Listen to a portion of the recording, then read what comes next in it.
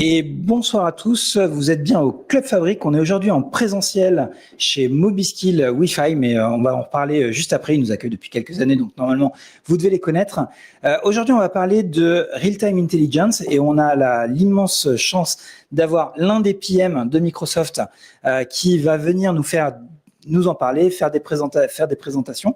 Donc, Devang, bonjour, comment vas-tu? Bonjour Jean-Pierre, ouais, j'avais bien. Donc pour moi, je suis PM, un programme manager chez Microsoft dans l'équipe d'engineering de Microsoft Fabric. Et pour moi, le focus c'est sur real-time intelligence et un workload dans Fabric. Donc c'est le sujet de ce soir. Exactement, exactement. Un sujet qu'on n'a pas traité, donc on espère que qu'il y aura beaucoup de questions et que tu vas nous apprendre beaucoup de choses. En tout cas, merci d'être là. Juste une précision, la session sera en anglais puisque c'est plus simple pour Devang.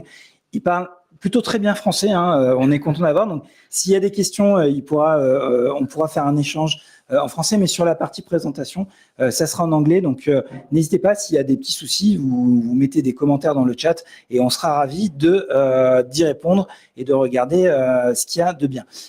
Mathéo, est-ce que tu veux venir présenter quand même Mobiskill, puisque vous nous accueillez depuis tellement longtemps, mais juste une petite présentation de... C'est avec plaisir. Donc, Mobiskill, qui on est déjà? On appartient au groupe Wi-Fi. Désormais, on a fusionné l'année dernière donc avec le cabinet Azure pour créer le groupe Wi-Fi. Donc, je vais plutôt faire une présentation globale du groupe Wi-Fi. On se divise donc en 4 entités. En 4 entités. Donc, In Residence, qui, pour le coup, envoie en mission des DRH directement chez nos partenaires. Donc Mobiskill, donc le cabinet auquel j'appartiens, donc un cabinet de recrutement qui va être spécialisé dans la tech, dans le recrutement de profils tech de tout type. Avisio, qui pour le coup va être spécialisé dans le recrutement de profils non tech, donc ça va plus être des profils commerciaux, des profils marketing ou des profils RH. Et enfin le cabinet Virtuose, qui lui est un peu spécial, il va recruter globalement de tout type de profils, mais sur des profils plus head-off ou C-level, donc des profils qui ont un plus fort enjeu stratégique, et donc globalement où on va avoir des personnes un peu plus, des recruteurs un peu plus capés, un peu plus experts dans leur domaine à ce niveau-là. Donc voilà globalement comment se compose le groupe Wi-Fi, qui, je précise aussi, appartient au groupe EDG, spécialiste du coup du digital. Voilà. Merci Mathéo, je suis pas sûr que tout le monde aura retenu. Ce qu'il faut juste retenir, c'est si vous cherchez du boulot, vous envoyez le CV à Mobiskill, et si vous cherchez des collaborateurs, vous envoyez aussi vos demandes à Mobiskill. C'est ça qu'il faut retenir. Allez, on va parler. Merci beaucoup Mathéo. Et bien on va revenir à notre sujet. On va parler de Fabric Real-Time Intelligence. Le boss, c'est Devang. Il va vous présenter tout ça. Une session que tu as déjà donné. FabConf, tu l'as déjà donné cette fois. Ouais, voilà. Donc une session déjà bien rodée. Donc on va avoir tout le tour. Moi, je m'occupe de la régie, donc si vous avez des questions, vous n'hésitez pas. On est là pour discuter justement avec Devang. Donc, c'est parti. Merci beaucoup. Et avant de partir, je pense qu'on va connecter le câble. Tu penses que c'est...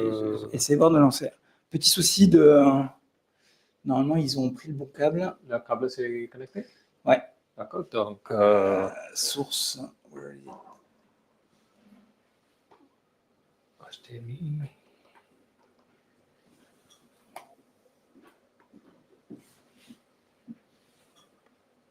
Un signal. Non, je sais pas. HDMI 1 ou 2? Normalement, c'est sur le 2. C'est branché sur le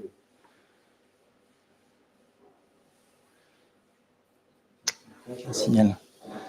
Hop, désolé pour la petit souci de... Alors, en ligne... Hop, vous avez les slides, mais on doit juste avoir le retour vidéo ici. Ouais.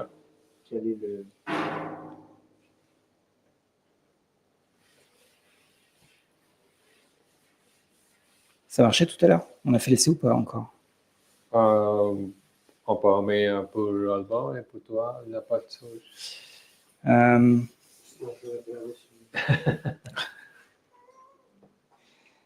J'ai une autre... Désolé pour les problèmes techniques, on arrive tout de suite. Hop, je vais essayer de, moi, le mettre sur le mien. Et peut-être Voilà, ça est...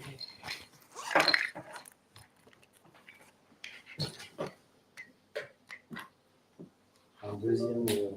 Attends. Ah. Donc, je dois faire. Ça marche. Hop, et donc là, si je fais.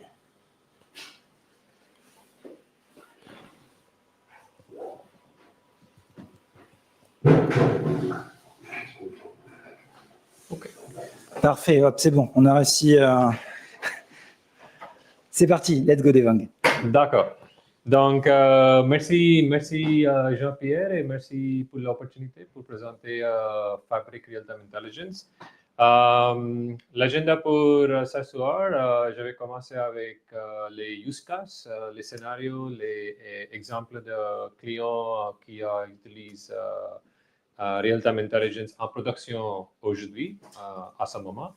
Et donc, après, on va faire un deep dive dans le produit Real-Time Intelligence. C'est quoi, comment ça marche, quelle est la techno behind sous le Real-Time Intelligence. Et je vais faire un démo aussi, live démo. Donc, c'est l'agenda. Et si vous avez des questions, Alban, Jean-Pierre et les jeunes en ligne, interrupt me, c'est pas la chose. I like to take questions as I go, so donc c'est bon. Et pour ce soir, je vais essayer de présenter en franglais, français en anglais, donc peut-être ça marche bien. Donc, Fabric Real-Time Intelligence, c'est quoi?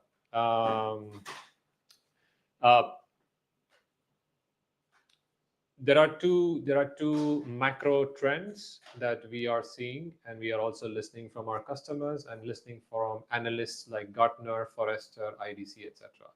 Number one, there is much more growing demand to capture, process, and work with streaming data which is continuously arriving, data which is continuously generated. So there is a very growing demand. Gartner predicts that between 2025 and 2030, you will see maximum growth in streaming data market. So there are going to be a lot of innovations, a lot of technologies.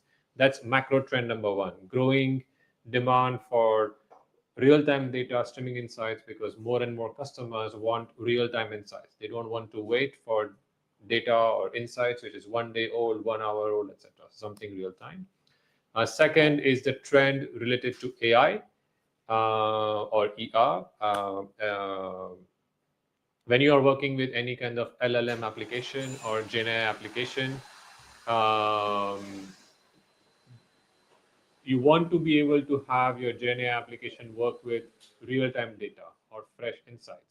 Because when you create agents or when you create chatbot, when your end users, your business users are going to ask questions to these chatbots or agents, you want to be sure that you are getting the latest data or latest insights and not be dependent, or your agent is not giving old data. So these are the two macro trends we are seeing why a lot of organizations are today showing interest and building projects, building solutions with real-time intelligence. Okay. I interrupt you. Yeah. Just if you want to use that mic when you don't do demo, yeah. I think the sound will be better. Okay, no problem. Xavier, tu nous diras si le son est bon. On a Xavier qui... Okay. So I always like to start with examples of customers that are using real-time intelligence in production today, because that will make it concrete. You will get some inspiration. You will understand why customers use it in real-time intelligence. I will not go through every scenario, but if there is some specific interest for, I don't know, Jean-Pierre, Alban, or a person online, let me know. I can do a little bit of a deep dive into each of these scenarios. So let's start with airlines and airports. Airlines and airports is, I think, something all of us will easily relate, because a lot of us might be taking flights, a lot of us might be going to the airports. So what is the scenario for airlines and airports? For example, Emirates takes a lot of pride in making sure that when you are flying with Emirates, and if you request a meal, vegetarian or chicken or meat or etc., you get the meal you asked for.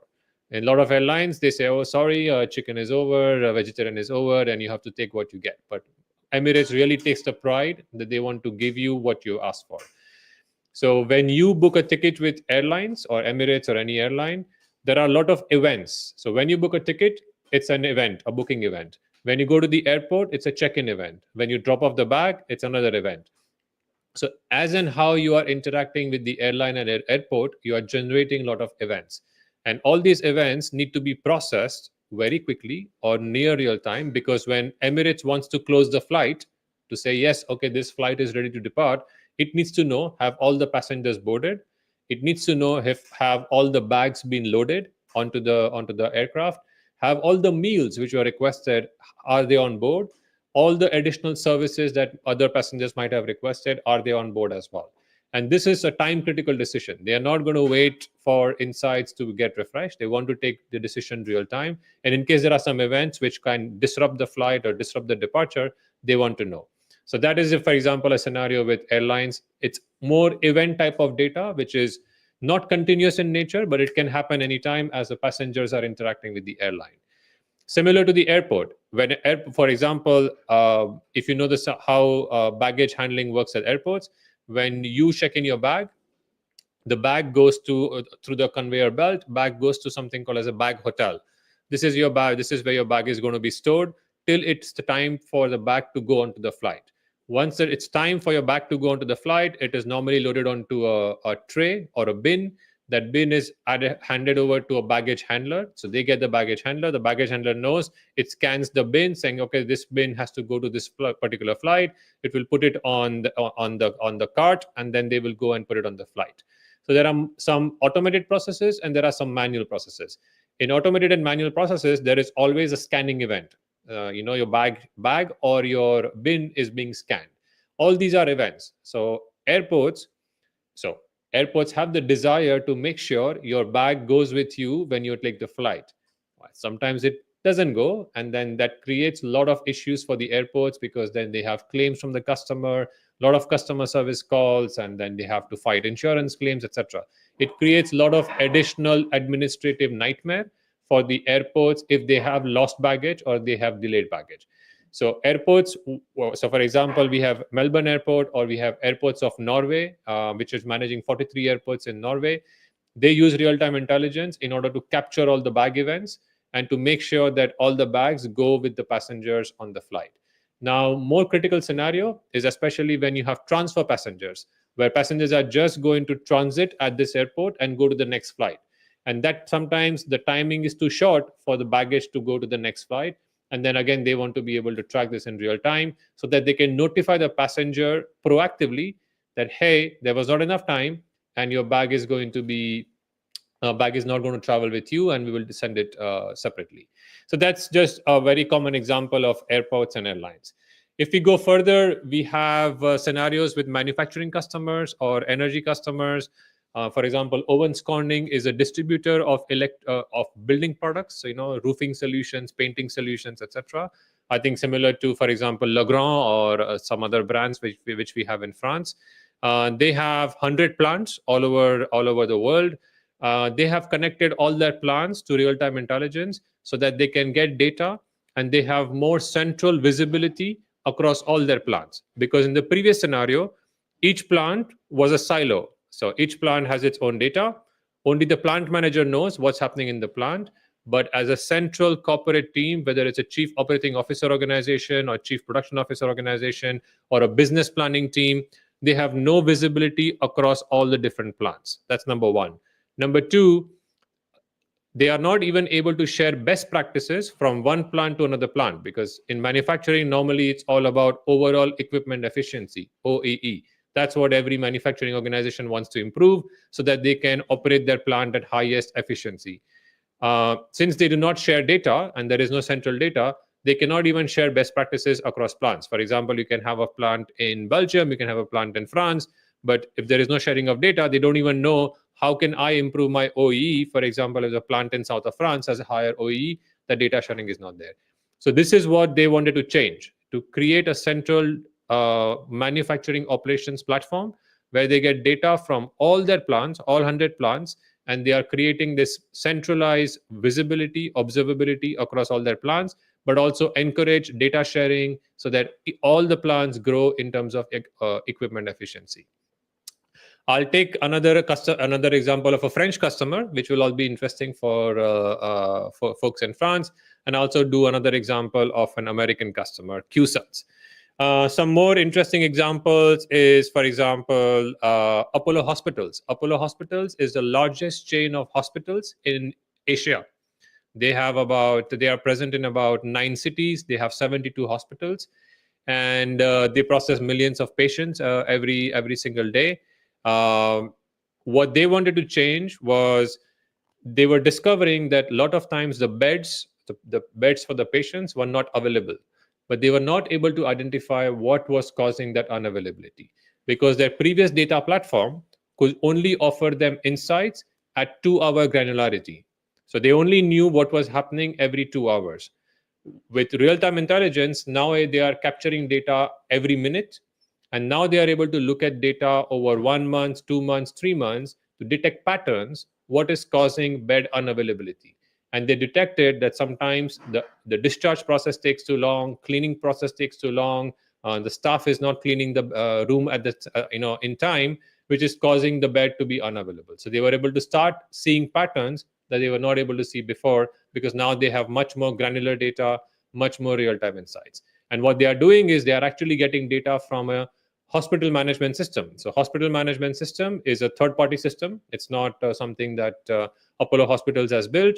That third-party system is using a PostgreSQL database behind the scenes. So under the hood, it's a PostgreSQL database. And what they are doing is a change data capture from PostgreSQL database to process all the events into real-time intelligence, and then act and react and analyze and do machine learning on those events so that they can detect patterns and they can go with that. So as you can see on the screen, there are multiple scenarios, multiple customers, how they are using real-time intelligence today. I'll again go through a couple of more examples as we do a deep dive. You may ask, but Devang, what you are saying is not new. What you are sharing is something like scenarios, use cases we have seen before. So why is it relevant today? Now, any customer who wants to build such a solution will need to integrate one or more of the products that you see on the screen.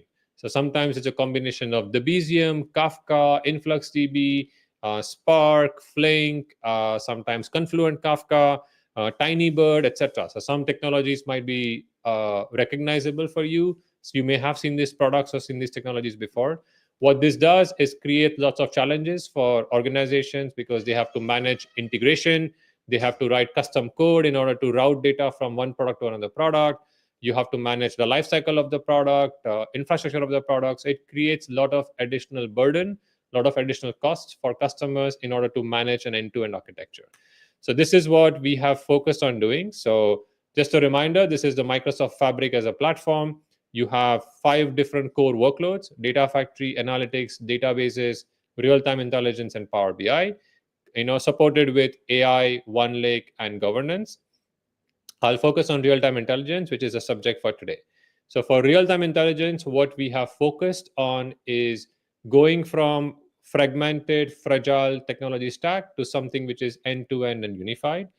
A lot of organizations complain to us that while they have all this complex technology stack, it is difficult to find people who can actually build these solutions, who can actually operate and maintain these solutions. So how can we help those organizations to not require a lot of advanced skills, but something which is low code, no code, or sometimes for some data engineers also pro code. So it has all 3 interfaces. Instead of doing faster batch data processing, a lot of organizations try to say, hey, let me process the batch every minute, every 30 minutes. You can now do real-time event ingestion. So you can process as the data is getting generated.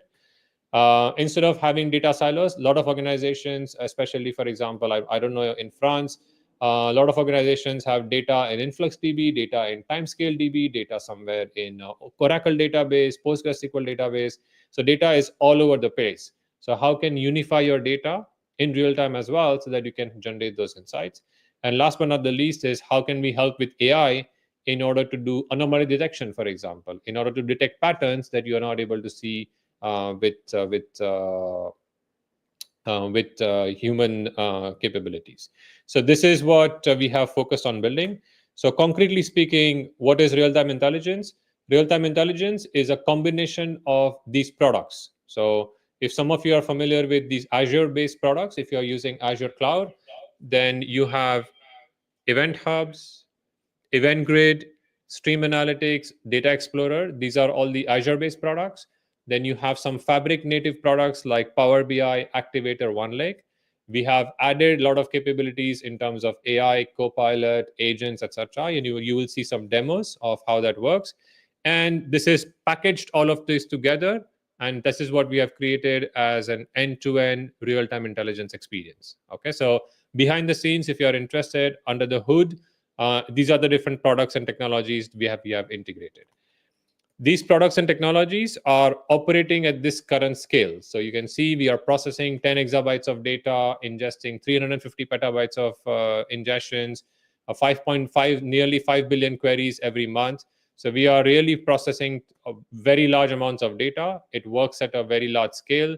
Microsoft itself is a big user of the technology that you see on the screen. So it's not that Microsoft is not using it. Microsoft is massively using this product because a lot of the large data volumes is coming from Microsoft, because that's what we do every single day. So how does this all come together? So what we have focused on real-time intelligence is we have focused on building connectors. So you have connectors for AWS-based systems. You have connectors for Google Cloud. You have connectors for Kafka, Confluent Kafka. But you also have a CDC connector for PostgreSQL, MySQL, Azure SQL, SQLMI, SQL on-prem. So you can do change data capture from all of those different services. So we have focused on building a lot of connectors. If you are working, for example, with MQTT, you also get an MQTT client or MQTT broker. So you can get all those data and messages into real-time intelligence. Then you have a capability to ingest this data. So you can connect to the data source, ingest all this data, do some shaping of the data, transformation of the data, so you can actually make the data useful, make the data usable. You have analytical capabilities with analytics. You can also create, for example, digital twin. And digital twin is very relevant, especially when it comes to manufacturing or energy, where you have, for example, very simple example is you have a wind turbine. Wind turbine actually has many components. Wind turbine has a blade, wind turbine has a nacelle, wind turbine has a gearbox, it has an engine, it has a motor, etc. So it's actually a hierarchy of components which make together and create a wind turbine. So how can you create a digital twin in order to when you want to do analysis, you can easily find the component which is causing issues, which is causing failures. Again, you will see it in the demo how that works. Then you can visualize that data with real-time dashboards. You can act and react on that data, because a lot of customers say, hey, I don't want to just visualize data or show data. I actually want to be able to take action based on the data, action based on the scenarios that I see on my data. So you can do all of that with real-time intelligence. And we also have included AI capabilities. Again, you will see it in the demos. We have created anomaly detection algorithms. We have created agents. All of this kind of puts it together on how real-time intelligence works. Okay. Now, in the interest of time, I will play a little demo before I go to a live demo, so that it will be easier for everyone to follow. For that, I will need to just stop sharing to share the sound, I think. So present, share screen, shares, okay.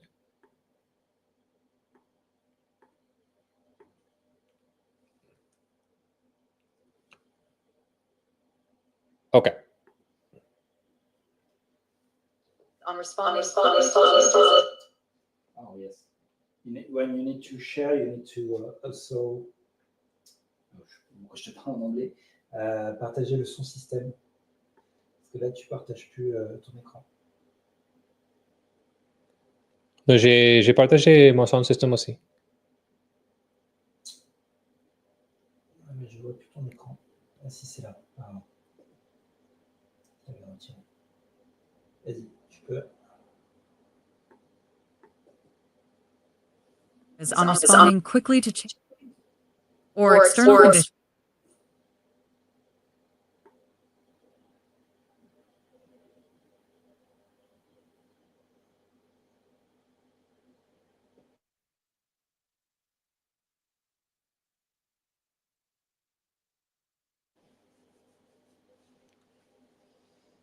Essayez de voir.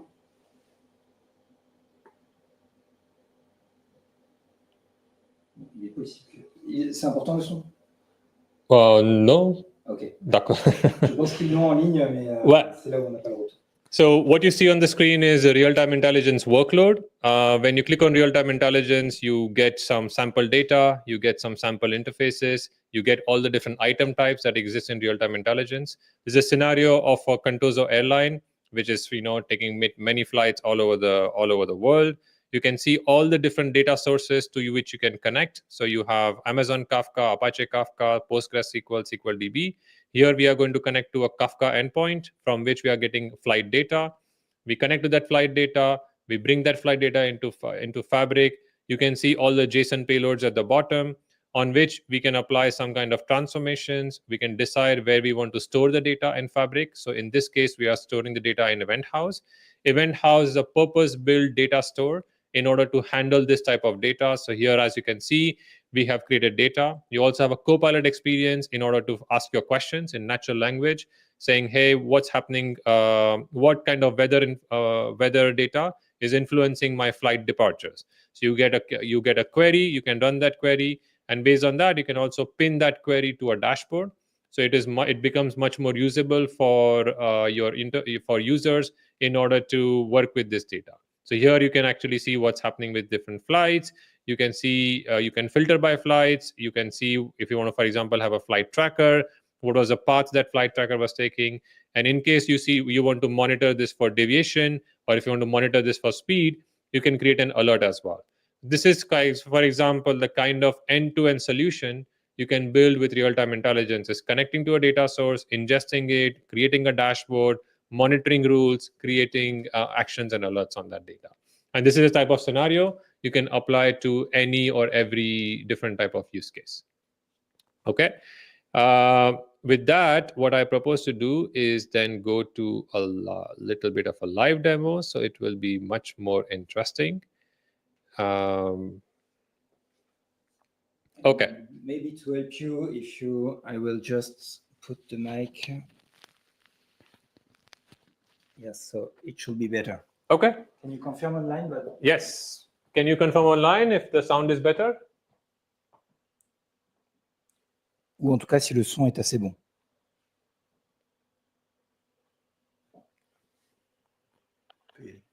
Okay. All right. So here is a scenario of a customer, which is a manufacturing company. They have plants in 4 different locations around the world. So think of this as like a simulated factory where we are getting data from these different plants. Now, how we are getting data is what we call it as an event stream. So event stream is a service which allows you to connect to different data sources and bring all of the data into Fabric. Now, what you see on the screen, I'll zoom in for everyone's benefit. Okay. What you see on the screen is, for example, you have a data source. This is a data source through which we are sending data to this particular event stream. Now, when you create this custom endpoint, you get different types of endpoints. You get an Event Hub endpoint, you get an AMQP endpoint, but you also get a Kafka endpoint. So if you have applications, if you have services which can send Kafka topics or Kafka messages, you can use them in order to send data to this particular event stream. Now, for example, when I click on edit and I click on source, there are multiple data sources to which I can connect to. So for example, I'm going to choose connect data sources, and that is going to add a little node. Yes. When I click on connect data sources, I can see all the different sources which are available. So as you could see on the previous video, you have an Amazon Kinesis data streams, Amazon managed Kafka. You can listen to blob storage events. You can listen to Cosmos DB. You can listen to event hubs, IoT hubs, service bus, for example. You can go listen to Google Cloud PubSub if you're using Google Cloud. You can use to listen to MQTT. So there are many different connectors that we have created. For example, if you want to bring weather data, because weather is important for a lot of scenarios, especially logistics, retail, you can also listen to weather data. So we provide a weather feed as well. So we have invested in building a lot of connectors, and we continue to build more and more connectors to make it easier for customers to bring their data. So once you have chosen what data source you want to connect to, you can connect that data source. I'll go back to the live mode because I have nothing to save here. So I'm already connecting my data. So my data is arriving in this event stream. And as you can see, I have some data. So I have different sites, Shanghai, Berlin, Austin, Buffalo, and I have different lines. And I also have different parameters. So I have energy consumption, I have temperature, I have timestamp. So fairly simple data, but data that we are going to process as part of this particular demo. Now, what I can do in event stream is I can do some transformation of the data. So I can do some filtering. I can change the data types. I can change the column names. So this is what I can do in a low code, no code way. So if you want to expose this feature to non-technical end users or business users, you can expose them to build their own streams of data, which might be interesting for them. And from that, you can actually then expose this data by an endpoint. So you can have another application to also consume data from this particular endpoint. So for example, if you want to create a pub sub architecture, so publish subscribe pattern, where some applications are pushing data, you are preparing data, transforming data, and another application is consuming data, you can do that with event stream, for example. Or you can decide to store the data. So in this case, we are going to store the data in what we call it as event house. So from here, we will go to event house. Now, what is event house? Event house is a purpose-built data store in Fabric in order to handle this type of data. So typically, real-time intelligence data is very high granularity. So it's like sometimes every second, every microsecond, millisecond, depends on the scenario. It is very high volume of data, so gigabytes of data, millions of rows, billions of rows as well. And you want to be able to analyze, process, act with this data, interact with this data very quickly. So this particular data store in Fabric Event House is really purpose-built for handling this type of data. So as you can see here, I have, for example, multiple tables. So I have a raw table. I have some raw tables in which my events are arriving. I have some tables for operators, process, sites, etc. And then I can monitor what's happening. So for example, if I click on process table, my table size is about 36 gigabytes, but data is compressed to 9 gigabytes. So Event House does by default compression of data. And when you're using this in Fabric, you always pay for compressed size of the data. You don't pay for original size. So your data storage or data storage costs also reduce. So for example, in this case, you can see I have about 412 million rows in my table because I have continuously arriving data from my simulated plants that I have all over the world. So this is, for example, what I can do is I can have my raw events in which I get data from my plants. These are my raw events. If I want to do some processing of this data, remove some columns, etc., I can take those raw events and push it into process data, which will do some more manipulation of the data, remove some columns that are not interesting for me, and keep that data ready. You can do this on the stream. So normally what you would do, I think a lot of you must be familiar with medallion pattern. You create a bronze, silver, gold. Here you are creating a streaming medallion pattern where data is continuously changing as the data is moving through the different processes, different steps. So you don't need to create any job. You don't need to create any pipeline or notebook in order to orchestrate this data. You can just simply process this data as the data is moving through different stages. So here in this case, data is getting loaded from raw events to process table. Now in this process table, you can also get, for example, schema insights. So what are the different columns we have? What are the top 10 columns with some cardinality? So you get also some insights for business users or end users to understand what kind of data I'm dealing with. So you, for example, as you can see, you also get some min and max so that you have an idea of what kind of data it is. Now from here, you can, for example, create directly a real-time dashboard. Or for example, you can create a Power BI. So a lot of you might be familiar with Power BI. So you can simply choose the table, Of course, I have to refresh. You can simply choose the table and you can create a Power BI report directly from here. And you can use normal Power BI modeling techniques in order to build your own reports, build your own dashboards in Power BI if you want. So for example, I click on Power BI.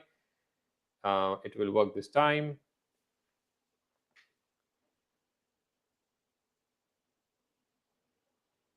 It's not Fabric, it's Wi-Fi, I can tell you. So, so here you have, for example, all the tables, all the columns that you had in your table, and then you can start building your own charts here, which, for example, you want to put temperature on Y, and if you want to put timestamp on X, then it will start generating the charts for you so that you can start building your own Power BI report. So this is, of course, the web modeler. If you want to do this with Power BI desktop, it works the same way. You go to OneLake Data Hub, you can connect to this Power BI data source, and you can start building your report from here as well. Now, in the interest of time, what I'm going to focus on is showing you what you can do with real-time dashboard. So we have created in real-time intelligence something called as real-time dashboard. What is the purpose of real-time dashboard? For example, in a lot of scenarios, you want to have very high granularity data, which is continuously refreshing. And Power BI, as many of you know, is not designed for that type of refreshing. It's not designed for showing very high granularity data where you can zoom into different data points, zoom out. It's not designed for that. So this is why we have, there was a gap in terms of visualization capabilities in Power BI. So that is why we have the concept of a real-time dashboard, which you can actually then build your own reports, your own charts, so that you can monitor what's happening in this plant. So for example, I have this particular report where I'm monitoring the temperature by the different lines I have in the Berlin site. So I have chosen, for example, Berlin, but for example, if I choose Shanghai, the dashboard will refresh to Shanghai, and it will then start showing what's happening in Shanghai. So in Shanghai, for example, I only have one line, so I can see what is the maximum temperature that we are reporting in Shanghai. You can create, of course, a pie chart, but more interesting, what I want to show you is, for example, you have capabilities built into the platform to also detect anomalies. Okay, so in this particular chart, we have applied the logic to detect anomalies in, for example, my energy consumption. So I want to see, what are the moments when energy consumption is too high or too low, because this might indicate a scenario where I need to do some kind of maintenance on the machine or maintenance on the line. So you also have some inbuilt anomaly detection capabilities. So you can build this kind of operational dashboards, which can be used by different plant managers or different people who are interested in this level of detailed insight and something which is continuously refreshing. So, Devang, je vais me permettre quelques questions et ne pas hésiter dans la salle s'il y en a ou aussi en ligne. Je reprends un petit peu, je vais revenir sur tous les concepts et les sujets que tu as abordés. Ouais. Là, le premier, c'est donc en effet, je comprends qu'il y a un gap entre un dashboard temps réel qui a beaucoup de points de données et ce que fait Power BI. Ouais. Mais on avait les streaming datasets à un moment dans Power BI. Ouais. Est-ce que tu confirmes que on arrête de faire ça dans Power BI et maintenant, quand on veut du temps réel, donc quelque chose où il y a beaucoup de points, on va aller vers les real-time dashboards qui vont prendre de plus en plus d'éléments. Parce que le streaming dataset, c'est fini, c'est deprecated. Streaming dataset normally is not capable of handling super large volumes of data. For example, this is 400 million rows, or 400 million different data points. And streaming dataset was never designed to handle that kind of scale. So. Ouais. Donc Microsoft a refabriqué un petit peu ça pour avoir quelque chose qui tient la route, qui peut scaler et qui est robuste pour le futur. Deuxième question sur la détection d'anomalies. Là, tu nous la montres dans le graphique. Ouais. Est-ce que c'est une fonctionnalité qui se trouve dans le graphique ou est-ce que c'est une fonctionnalité qui arrive avant, quand tu étais dans justement les flux avec justement quand tu renommais des colonnes, quand tu faisais des filtres, etc. À quel endroit on fait cette détection d'anomalies? Tout au bout sur le graphique ou un peu plus tôt dans le stream? Tous les deux. So if you want to show it on a graphic, you can do that, because sometimes it's useful to look at the trend, look at the different anomalies, because that is useful as well. But I will show you a feature which is going to be in private preview on how you can detect anomalies as the data is coming in streaming mode. OK. Et une autre question, c'était, donc tu as montré justement comment dans le stream, on pouvait faire des transformations, donc, par exemple du filtre, du renommage. Est-ce qu'il y a une custom transformation? Je me rappelle d'une technologie, alors peut-être que tu vas nous dire qu'il y a forcément un lien, qui était Stream Analytics, dans lequel j'écrivais en SQL. Donc j'avais un langage qui me permettait de faire ça. Est-ce qu'on a ce langage SQL aussi disponible dans Real-Time Intelligence? Soon, bientôt. OK. Il arrive, je pense, que FabCon Europe. OK. Voilà. On ne dira pas qu'on l'a appris ici. OK.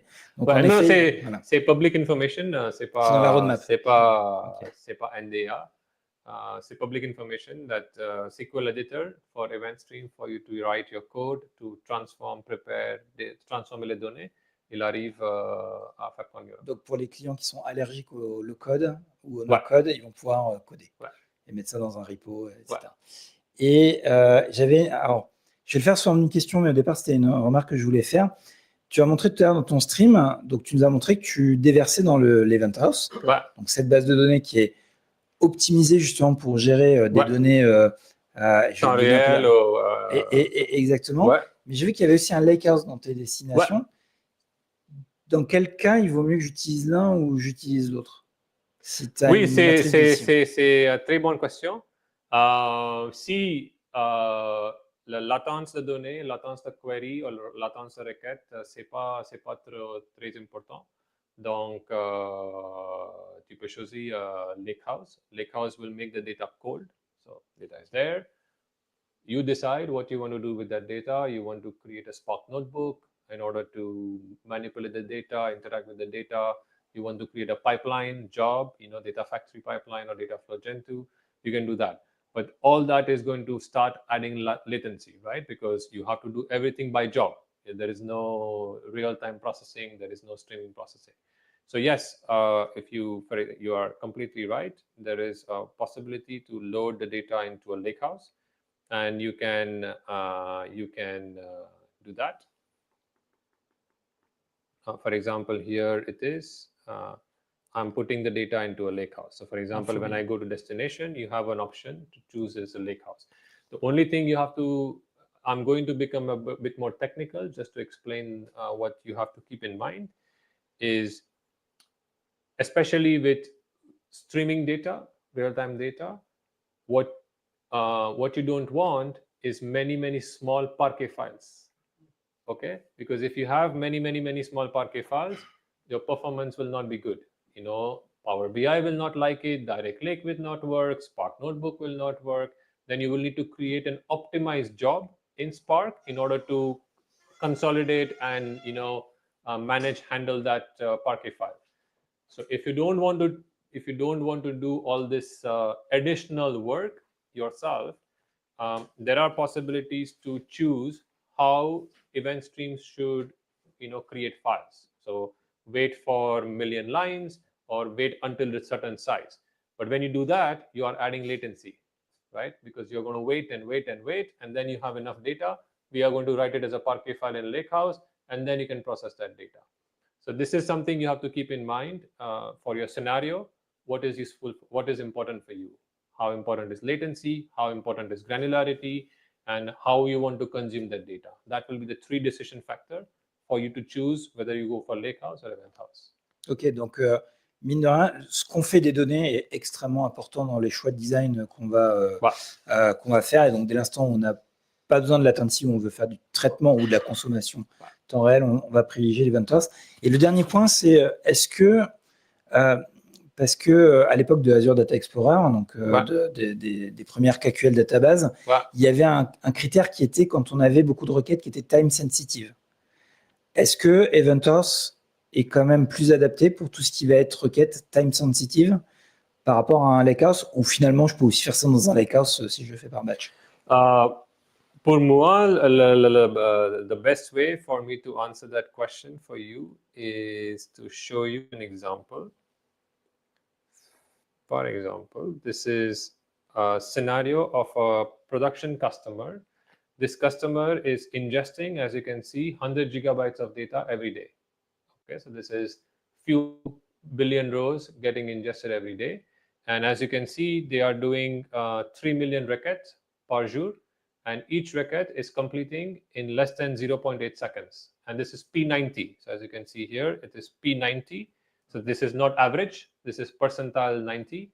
So if you want to have this kind of interactivity with very large amount of data at very high granularity, then Event House is really purpose built for handling this type of scenario. So yeah, yes, it is optimizing for this. And on top of that, you also have to see 3 million queries is also a lot of concurrent users, right? 50, 100 concurrent users. So if you want to have that, you can do that. Alors, quand je parlais de time sensitive, c'est que les calculs étaient temporels. Exemple des différences, c'est ça. C'est pas forcément que la réponse doit être rapide, mais c'était de tout ce qui était calcul de valeur moyenne, de durée moyenne, de choses comme ça. Okay. So typically with time-sensitive data, you have a lot of calculations around creating buckets, creating bins. You want to sometimes you have some gaps in data, so you want to fill the gap because you don't want this kind of visual. You want something which is smooth. So you have a lot of scenarios, especially with données temporelles. So all those processing is available out of the box in real-time intelligence. More question? Pas de question en ligne. Okay. So let's go back to, my demo.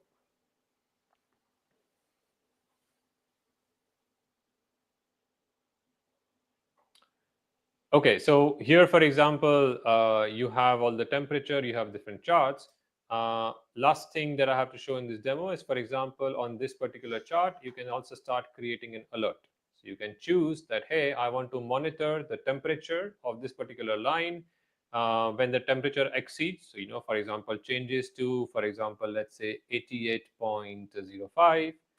Sorry, 88.05. And for example, you can choose to send an email, or you can choose to receive a Teams message, or something interesting, you can choose to execute some kind of a fabric item. So for example, if you want to execute a notebook or a pipeline, you can also trigger that. So that is also possible, because you may have a scenario where if something happens, I want to trigger a notebook. I don't want to send emails because it's too much noise. So you can do that. So those are the kind of workflows you can build in order to create those event-driven patterns, that if something happens in my data, I want to trigger a notebook, but that notebook actually might trigger, run a machine learning model or run a scenario which might be interesting. So this is, for example, what you can do with Activator. So Activator is a service which allows you to set up this kind of an alert or an action. So for example, I'm just going to keep it simple, message me in Teams, and I'm going to create a new item, call it as Club France Demo. And then this will create an activator, which will then start monitoring all the data which is coming in and then start generating emails. Okay. Merci beaucoup, demo god. Yeah. So, well, I promise you it works. But of course, the demo gods have to be not kind to me. So for example, I have a manufacturing activator where I am actually monitoring that data. So I have, for example, created a temperature alert. So this is where, for example, I have an alert where increases to or above 90. For example, I want to receive an alert. So this is what I can do with Activator. So it is able to process all this data. So this is just to give you an end-to-end perspective of what you can do with real-time intelligence. Now, in the interest of time, I'll just show you a couple of example scenarios, especially of a French company, which is always interesting, and then one AI demo, and then we finish. Okay. Qu'est-ce qui se passe?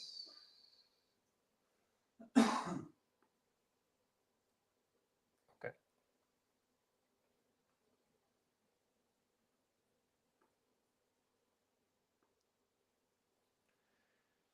So I believe everyone knows Veolia Yes. in the room, French company.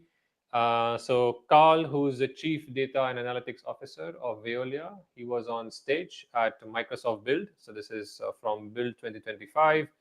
The recording is available on YouTube, and I can share the link with you, Jean-Pierre, if you want to include it for people to watch it later.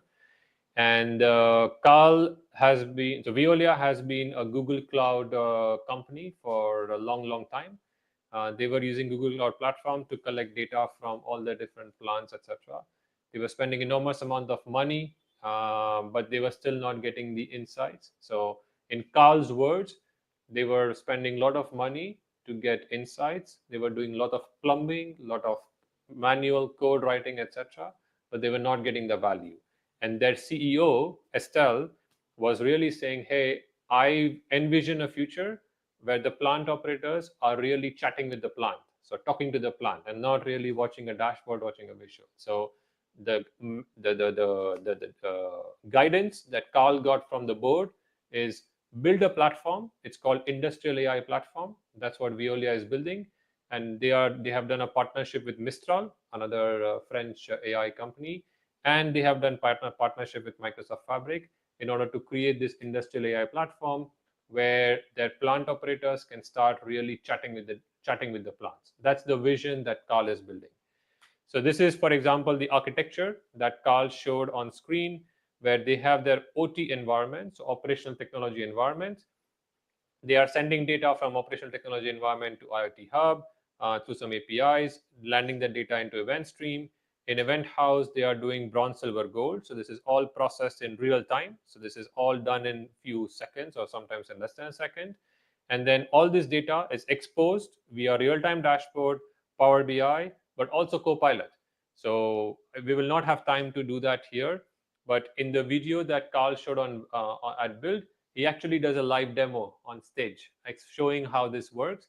And there they are using the Copilot in Power BI to interact with real-time data, to generate heat map, to generate anomaly detection chart, etc. So really cool, a really cool demo, really cool scenario. So this is, for example, what Veolia is currently building with real-time intelligence in Fabric in order to really go towards the vision of operator being able to talk to the plant in near real time. So this is what, for example, an architecture of what Carl is building or Veolia is building. J'ai une petite question là sur cette Ouais. architecture.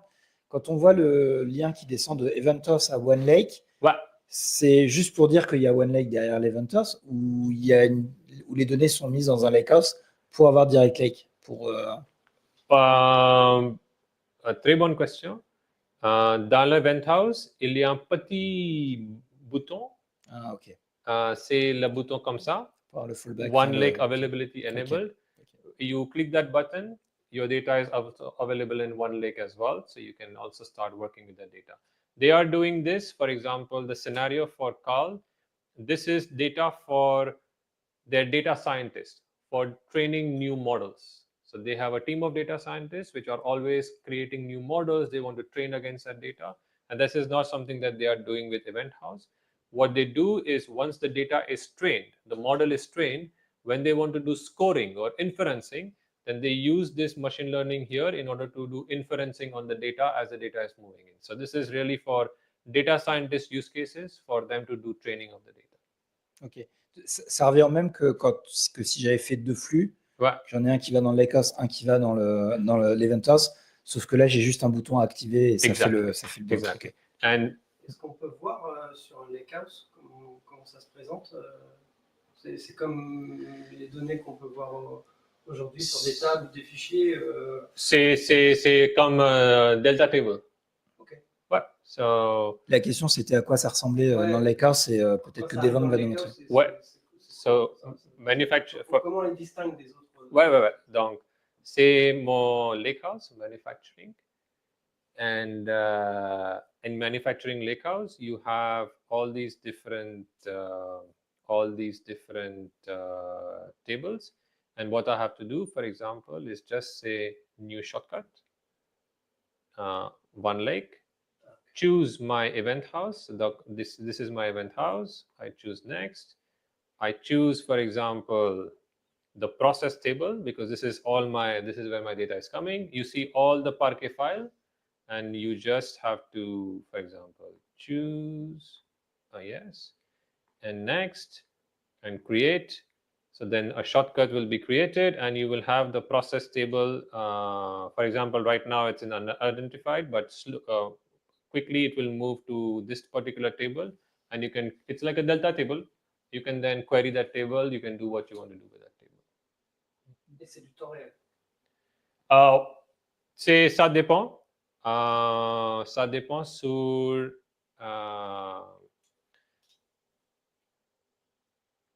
ça dépend sur. Right now, for example, the latence is 48 minutes, 48 minutes. Pourquoi? Why? Because we are trying to write optimized size Parquet files. Okay, so optimized size for us is about between 50 to 100 megabytes, because this is where Parquet works very well, if it is 50 to 100 megabytes. So this is where I can zoom in. Et la latence est gérée par l'outil, c'est-à-dire que je peux pas, si je veux vraiment réduire ma latence, c'est à moi de faire les insertions. Là, comme c'est automatique, c'est Microsoft qui gère la latence. So we call it as adaptive behavior. If you have more data, the latency will go down because we have more data to write, and we will create more quickly the 100 megabyte Parquet files. But if we do not have a lot of data, then we will wait and wait and wait and wait, and then we will write a Parquet file. So it's adaptive behavior. You don't have to change anything. More data, better latency. Less data, more latency. Okay. So we are 3 minutes to go. So of course, I have to show one AI demo, because if it is no AI demo, then it's not complete. So. Sinon, on a quelques questions en ligne. Je n'avais pas bien rafraîchi. Eh bien, j'en ai plusieurs. Oui, il y avait tout à l'heure sur le Power BI que tu as montré, quand on a un Power BI qui va se brancher dessus.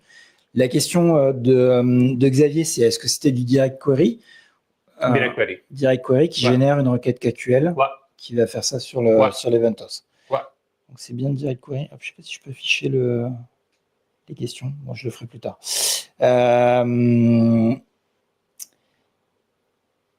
Il y avait une question sur justement l'event dashboard, le real-time dashboard, toujours de Xavier.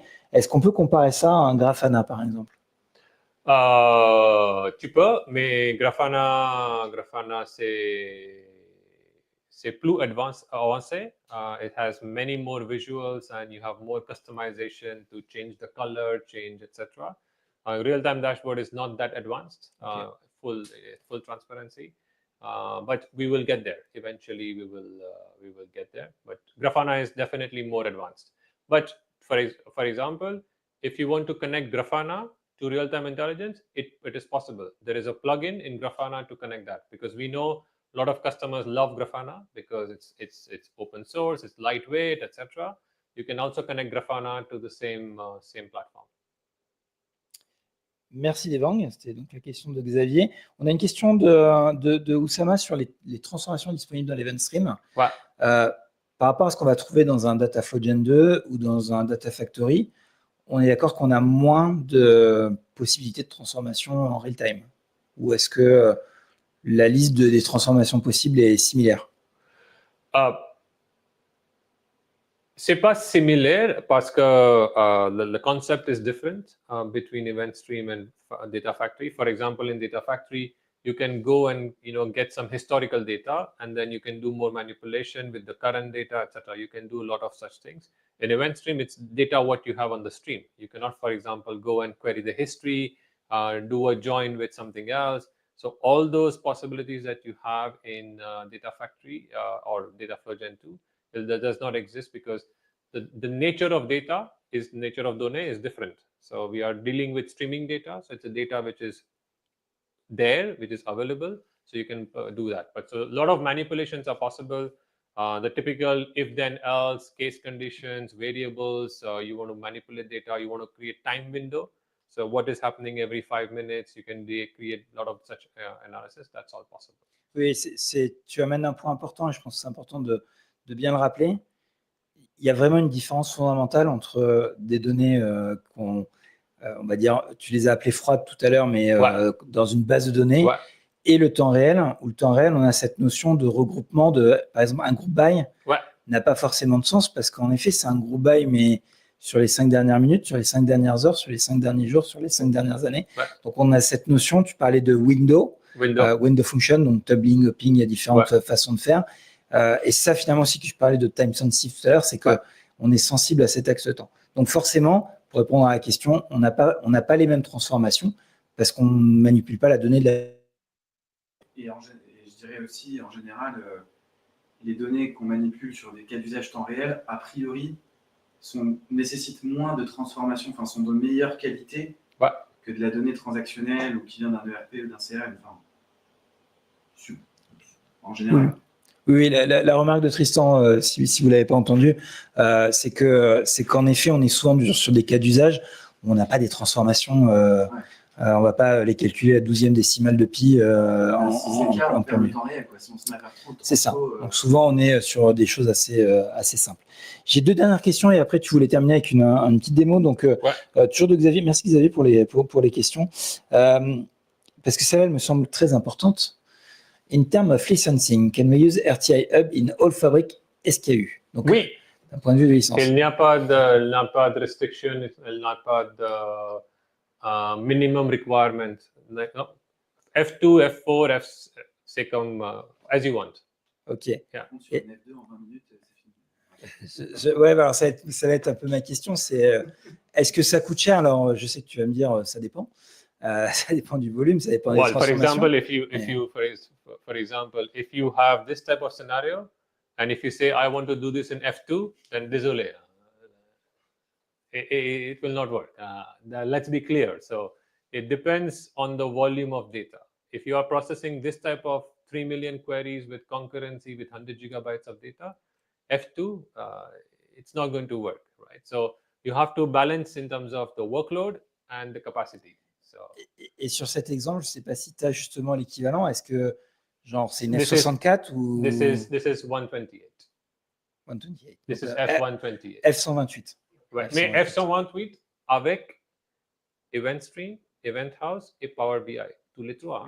C'est pas juste Event House ou Event Stream, c'est plusieurs services. C'est la total solution.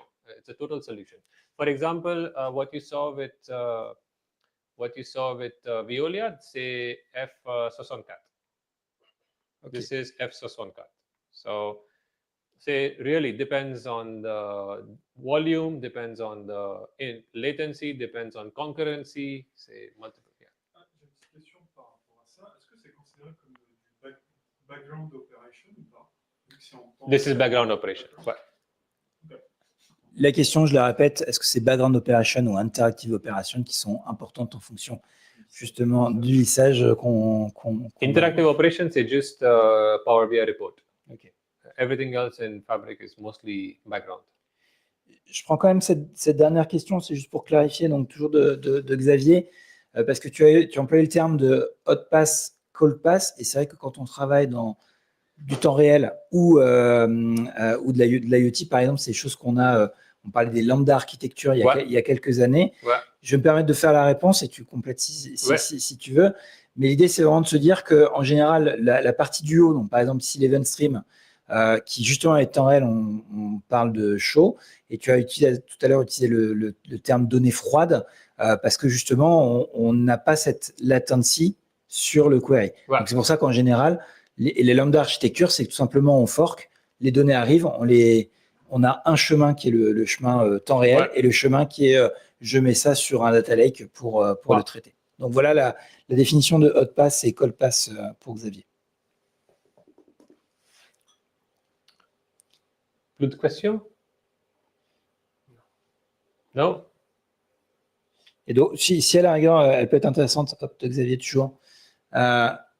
Si on revient sur les licences, donc on parlait d'F64, F128, est-ce que c'est mieux, alors, je pense qu'il va y avoir ça dépend dans la réponse, mais d'avoir des capacités dédiées pour le real-time. Donc, par exemple, je fais de la BI classique, je fais du data lake classique et je veux faire du real-time. Est-ce qu'il vaut mieux que j'isole ça dans ma capacité ou est-ce que finalement je le mets sur ma F100, admettons j'ai une 128 qui fait tout. Quelle est ta recommandation s'il y en a une? À ce moment, on a beaucoup de clients et quelques clients, c'est en capacité dédiée pour real-time intelligence. Et on a quelques clients, c'est combiner real-time intelligence avec Power BI ou Data Factory ou Spark Job aussi. Donc, ça vraiment dépend sur le client et sur le scénario. Ok. Et moi, je donne, j'envoie, je fais passer toujours ce message-là, c'est que moi, quand j'ai appris l'informatique, on faisait du capacity planning. Ouais. Et donc, c'est important quand on est architecte, qu'on a ce type de questions. Est-ce que je mélange mes workloads? Est-ce que je les sépare? Est-ce que je dédie? Est-ce que je ne dédie pas? Ouais.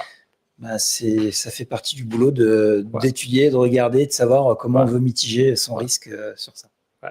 Et la meilleure recommandation, c'est dev and test, c'est pas avec la même capacité pour production. Donc, c'est logique, mais we never combine dev, test and production. So.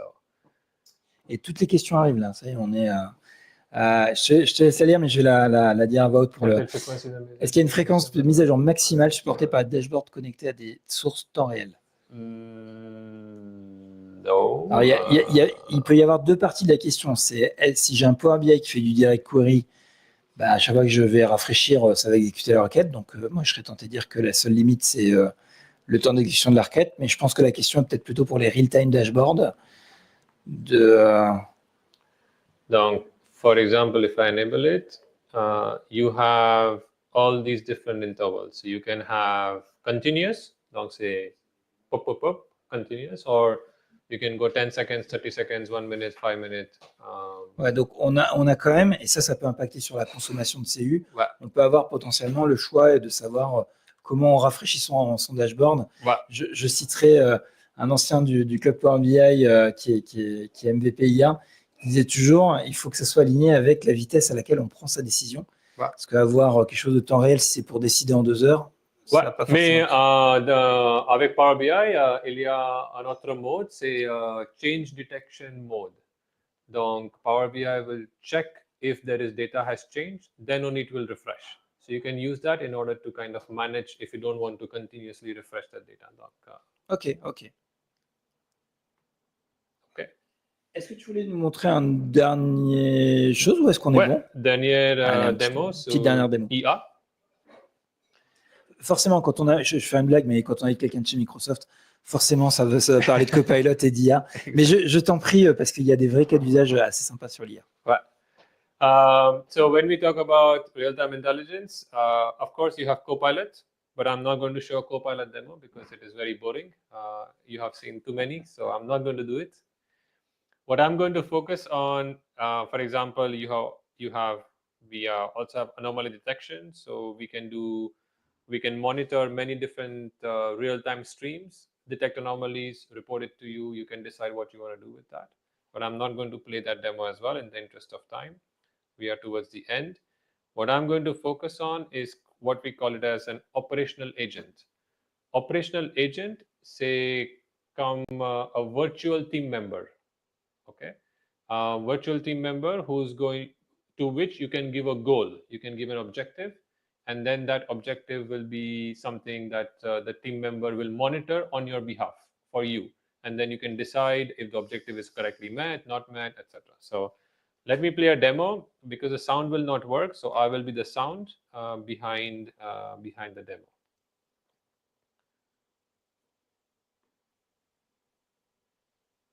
No, il n'y a pas de son. Okay. So here I'm creating a virtual agent, an operational agent. To this operational agent, for example, I'm giving it an objective that I want you to monitor the power output in our wind turbine. So this is a scenario of a wind energy where we are monitoring the wind turbine. So the operational agent is responding, saying, "Okay, I'm going to give it myself a name. I'm a turbine maintenance agent." Sounds good. Then this turbine and maintenance agent automatically discovers a data set that, hey, I can find a turbine telemetry event house, and I find a column called as power output.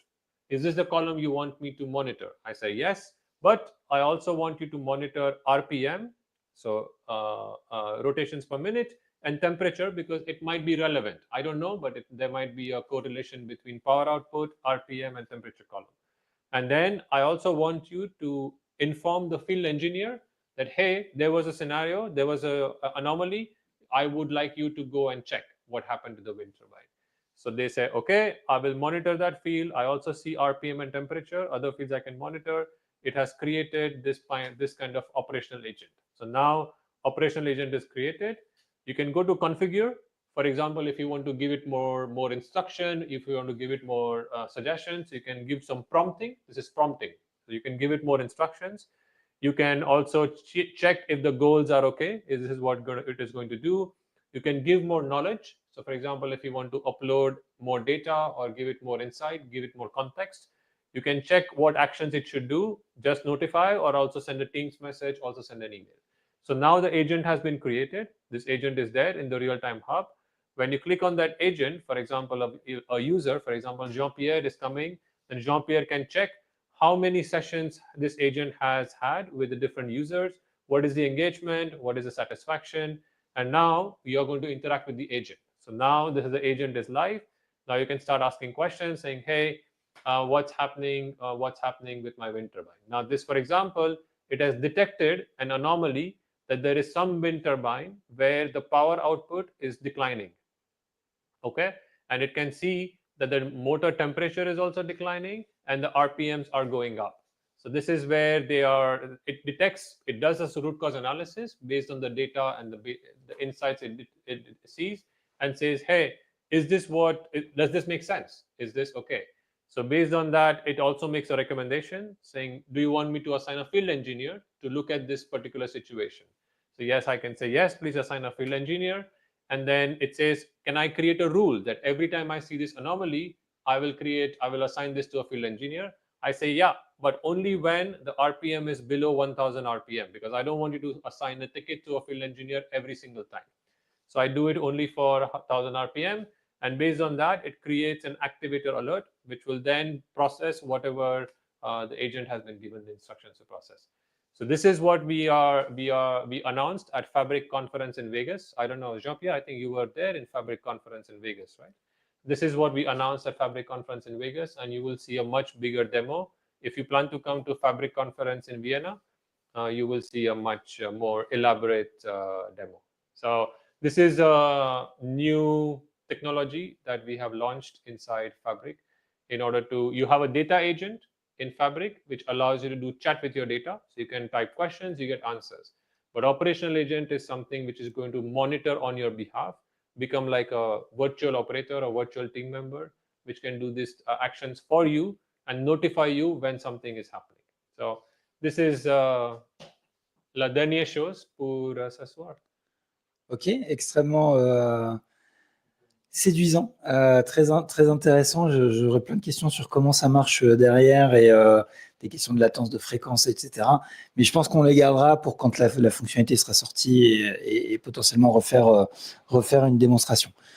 Pas d'autres questions en ligne. On essaie toujours de garder l'heure pour éviter de trop tarder. Donc merci, il y a eu pas mal de questions, donc on a un petit peu débordé aujourd'hui.